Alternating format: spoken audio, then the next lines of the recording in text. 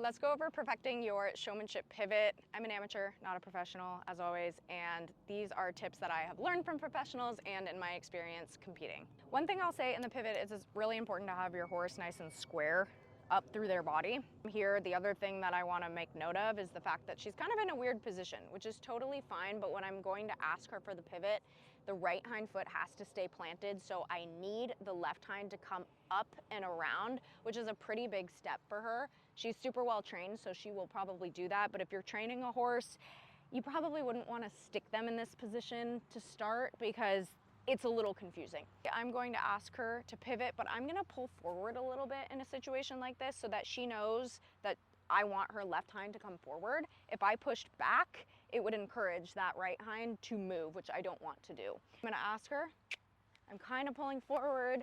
This is actually a good example of not the best pivot, and the reason for that is she's kind of bent through the body, curved in a C curve. Lift my hand and cluck, and ask her to stand up in her body a little bit more. Whoa.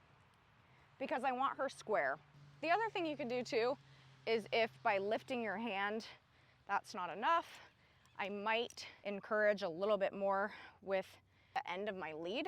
If I ask her to pivot and this shoulder obviously is sticking out, I don't want that to happen. So I'm gonna lift up, and if she doesn't listen to that, I'm actually gonna take my lead. And she's quite sensitive, so I'm not really gonna do anything with it other than hold it there. Now she's actually curving the other way. So that's good. I'd rather her have a different issue. She's already listening to my body. I'm gonna stand straight. Whoa. And now she's square in her body. In a situation like this, I would actually do the opposite. I would need to push back because I don't want her to come forward. So in the other situation, we would pull forward. In this situation, if I were to go into the pivot, I would want to push back slightly and then pull forward here.